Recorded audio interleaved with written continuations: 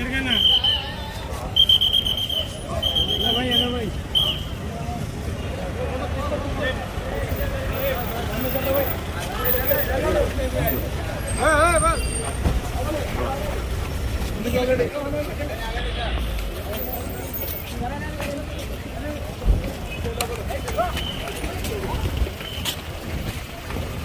भाई